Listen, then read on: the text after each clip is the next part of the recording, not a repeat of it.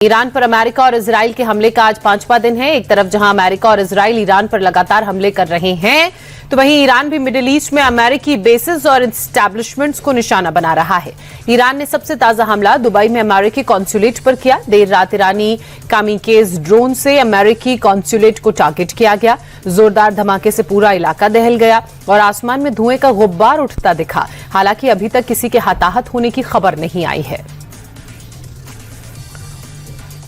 Iran middle east में अमेरिकी base और राजनीतिक ठिकानों पर लगातार हमले कर रहा है। इस बार ईरान ने उत्तरी इराक के कुर्दिस्तान में इरबिल में मौजूद अमेरिकी कॉन्सुलेट के पास जबरदस्त हमला किया। ईरानी ड्रोन्स ने अमेरिकी कॉन्सुलेट के आसपास के इलाकों को टारगेट किया, लेकिन कॉन्सुलेट की इमारत को सीधे निशाना नहीं बनाया। ड्रोन का मलबा गिरने से कई इलाकों में धमाके के साथ आग लग गई और नुकसान भी हुआ। ईरान ने यूएई के फुज़ैरा में मौजूद ऑयल फैसिलिटी पर ड्रोन अटैक किया है। जोरदार ब्लास्ट के साथ तेजी से आग की लपटें उठने लगी हैं। यूएई के अधिकारियों के मुताबिक ईरानी ड्रोन को एयर डिफेंस सिस्टम ने हवा में ही इंटरसेप्ट कर लिया था, लेकिन उसके टुकड़े फुज़ैरा के ऑयल प्लांट पर गिरने से आग लग गई। अधिकारियों ने आग पर काबू पाने की बात कही है। प्लांट में दोबारा काम शुरू करने का दावा किया है। खाड़ी में जारी जंग के बीच यूएई ने बड़ा दावा कर दिया है। यूएई का कहना है कि हमने 172 ईरानी बैलिस्टिक मिसाइल्स मार गिराई हैं। 8 क्रूज मिसाइल्स को भी ढेर किया है। साथ ही 700 से ज्यादा ईरानी ड्रोन्स को इंटरसेप्ट कर लिया गया। खामेनेई की मौत का बदला लेने के बाद ईरान ने यूएई पर बम बरसाए, जिसका मुंहतोड़ जवाब दिया जा रहा है।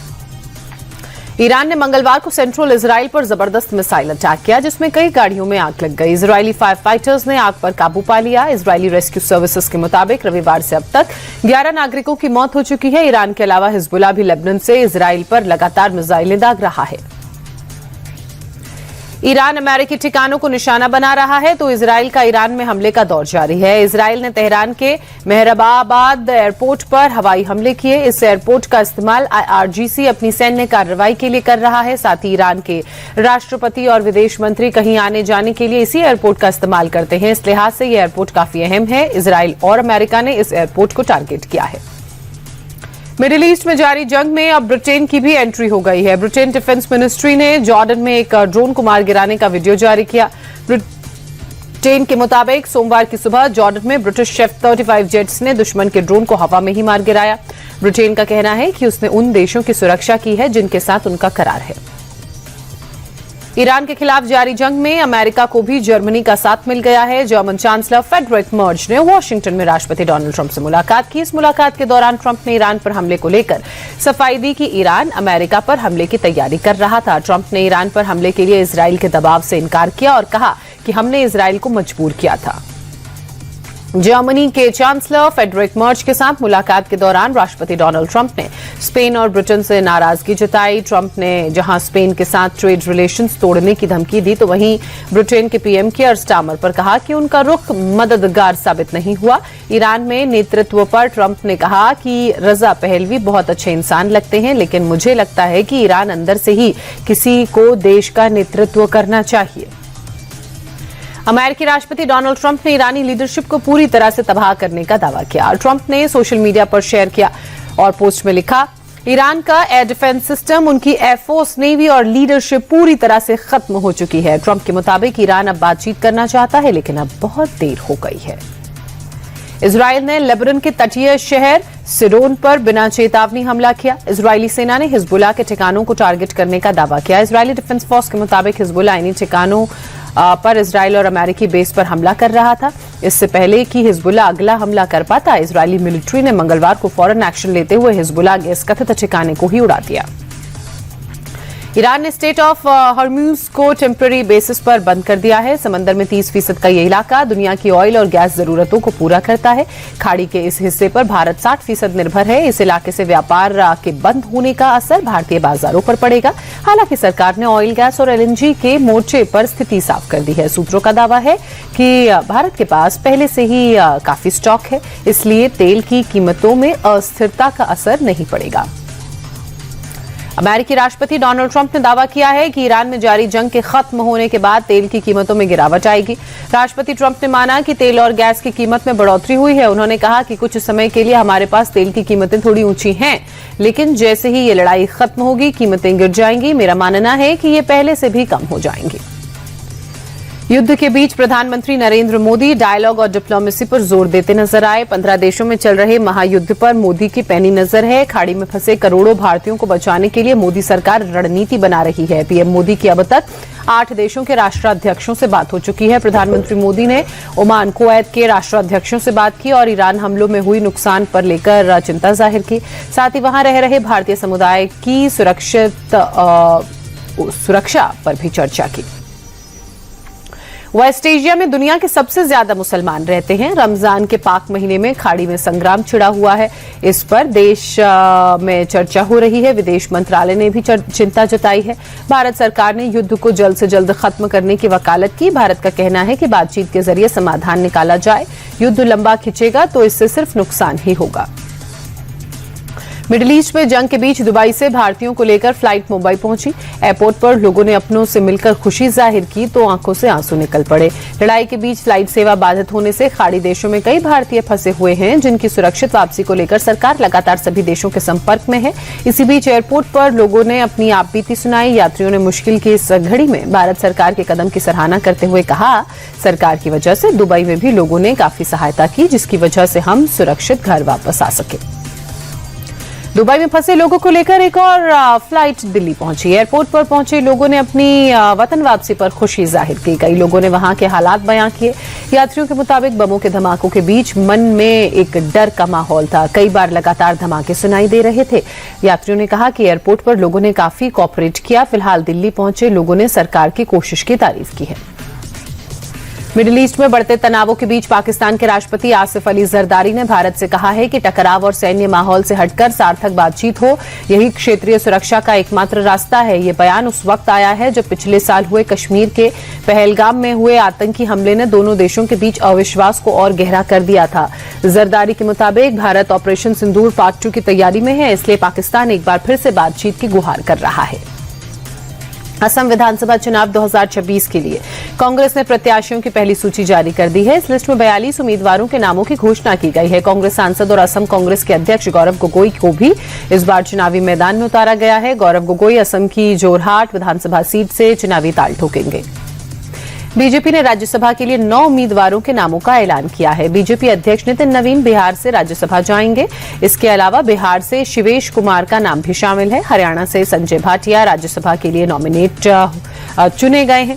छत्तीसगढ़ से बीजेपी ने लक्ष्मी वर्मा को राज्यसभा उम्मीदवार घोषित किया है, तो वहीं पश्चिम बंगाल से राहुल सिन्हा, महाराष्ट्र से विनोद तावड़े और उड़ीसा से 2 उम्मीदवारों के नामों का ऐलान किया गया है। असम से तेराश गोवाला और जोगेन मोहन बीजेपी उम्मीदवार हैं। उपेंद्र कुशवाहा का नाम राज्यसभा के लिए फाइनल हो गया है। कुशवाहा राष्ट्रीय लोक मोर्चा से एनडीए के उम्मीदवार होंगे। होली के अगले दिन उपेंद्र कुशवाहा अपना नामांकन फाइल करेंगे। राज्यसभा में ये कुशवाहा का दूसरा टर्म होगा। अगस्त 2024 से उपेंद्र कुशवाहा संसद के ऊपरी सदन में सदस्य रहे हैं। माना यह जा रहा है कि जातिगत समीकरणों को साधने के लिए एनडीए ने कुशवाहा पर भरोसा एक बार फिर से जताया है। भारतीय सेना और Japan ground self defence force के बीच संयुक्त सैन्य अभ्यास जारी है। धर्म गार्जियन का 7वां एडिशन उत्तराखंड में चल रहा है। दोनों देशों के इस अभियान का लक्ष्य संयुक्त क्षमताओं को बढ़ाना, सैन्य सहयोग को मजबूत करना है। दोनों देशों की सेनाओं के बीच ये अभ्यास 24 फरवरी से 9 मार्च 2026 तक चलेगा। दोनों देशों की सेनाओं के 120 सैनिक अभ्यास में हिस्सा ले रहे हैं। यूपी के गाजियाबाद में पूर्व मुस्लिम सलीम वास्तिक पर हमले का दूसरा आरोपी गुलफाम पुलिस एनकाउंटर में मारा गया। 1 लाख का इनामी बदमाश गुलफाम हमले के मुख्य आरोपी जीशान का बड़ा भाई था। पुलिस के मुताबिक गुलफाम एक साथी के साथ बाइक से इंदिरापुरम के वसुंधरा की तरफ जा रहा था। पुलिस के रोकने पर उसने पुलिस पर ही फायरिंग कर भागने की कोशिश की। पुलिस ने जवाबी एक्शन में गुलफाम को मार गिराया, जबकि उसका साथी मौके से फरार हो गया। मध्य प्रदेश के राजगढ़ में सड़क पर इफ्तार पार्टी करने को लेकर विवाद हो गया। मेन रोड को बंद कर इफ्तार पार्टी की जा रही थी। सड़क से जाने को लेकर पार्षद के भाई और उसके साथियों के बीच विवाद हो गया। इस बीच विवाद बढ़ता देख दूसरे समुदाय के लोग थाने पहुंचकर प्रदर्शन करने लगे। मामले को बढ़ता देख करीब 10 थाने की पुलिस मौके पर भेजी गई। पुलिस ने दोनों पक्षों के 6 लोगों पर केस दर्ज किया है। कर्नाटक के कलबुर्गी में जिला एवं सेशंस कोर्ट को बम की धमकी मिली। ईमेल के जरिए ये धमकी दी गई।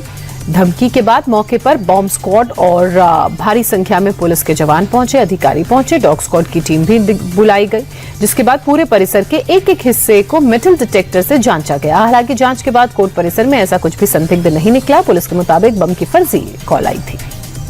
झारखंड के बोकारो में एक टेंट हाउस में आग लग गई। आग की वजह से टेंट हाउस में रखा करीब 5 से 7 लाख का सामान जल गया। गैस सिलेंडर्स में ब्लास्ट हो गया। आग और सिलेंडर के धमाके से आसपास के इलाके में अफरा तफरी मच गई। आग ने पूरे टेंट हाउस को अपनी चपेट में ले लिया। आसपास की करीब 5 दुकानों में भी ये आग फैली। किसी तरह वहां जो लोग थे उन्होंने अपनी जान बचाई, लेकिन टेंट हाउस पूरी तरह से जलकर राख हो गया। यूपी के मथुरा में पुलिस और सेना के जवानों के बीच मारपीट का मामला सामने आया है। बीकानेर में तैनात बीएसएफ जवान छुट्टी पर घर गए थे। अपने दोस्त से मिलने उसके घर जब पहुंचे तो इसी दौरान थाना प्रभारी किसी मामले को लेकर जवान के दोस्त के घर में घुसकर मारपीट करने लगे। जवान के विरोध करने पर थाना प्रभारी ने जवान पर ताबड़तोड़ पिटाई उसकी शुरू कर दी। मारपीट का सीसीटीवी फुटेज अब सामने आया है, जिसमें बीएसएफ जवान ने एसएसपी को शिकायत देकर मामले की जांच की मांग की है। राजस्थान के बहरोड़ में सरकारी अस्पताल में जमकर हंगामा हुआ। दरअसल सड़क हादसे में घायल शख्स को लेकर लोग अस्पताल पहुंचे, लेकिन डॉक्टर नहीं मिलने पर लोगों ने जमकर हंगामा किया। इस बीच नाराज लोगों ने तोड़फोड़ की, लोगों से अस्पताल कर्मचारियों के साथ गाली गलौज भी की। मौके पर मौजूद रेजिडेंट डॉक्टर्स के साथ लोग धक्का मुक्की भी करने लगे। दिल्ली पुलिस को लेकर बड़ा अपडेट सामने आया है। दिल्ली में भारी फेरबदल करते हुए 70 अधिकारियों के तबादले किए गए हैं। 1994 बैच के आईपीएस अधिकारी आनंद मोहन को डीजी तिहाड़ जेल बनाया गया है। 1991 बैच के आईपीएस ऑफिसर वीरेंद्र सिंह को डीजी होमगार्ड ट्रांसफर किया गया है। वहीं साल 1997 बैच के आईपीएस सुरेंद्र सिंह को डीजी सिविल डिफेंस बनाया गया है। इसके अलावा सभी जिलों के एसीपी, डीसीपी समेत कई बड़े पदों पर अफसरों का तबादला हुआ है।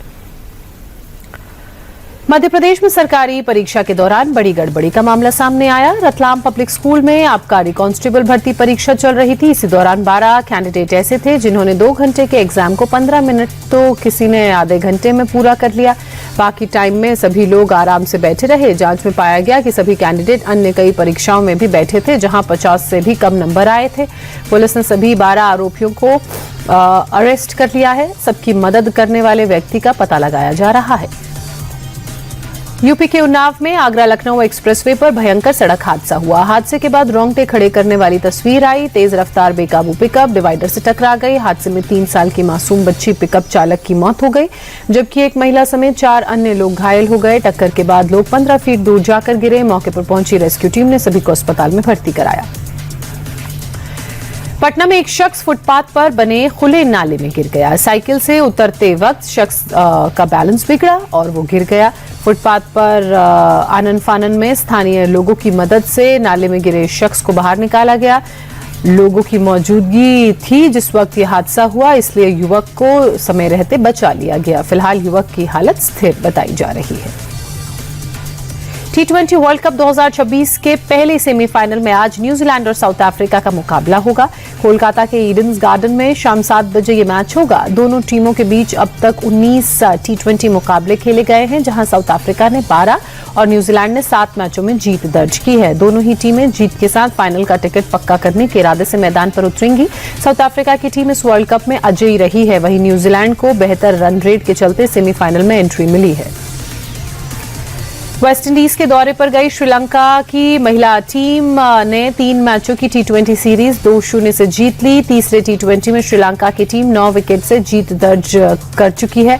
T20 सीरीज का पहला मैच रद्द हो गया था, जबकि श्रीलंका ने दूसरे T20 मैच में 4 विकेट से जीत दर्ज की थी। तीसरे T20 में वेस्टइंडीज ने 120 रनों का लक्ष्य दिया था। श्रीलंका की टीम ने 12 गेंदें शेष रहते 1 विकेट के नुकसान पर मैच जीत लिया। श्रीलंका की Hasini Perera player of the match चुनी गई। चमारी अट्टापट्टू को प्लेयर ऑफ द सीरीज के खिताब से नवाजा गया।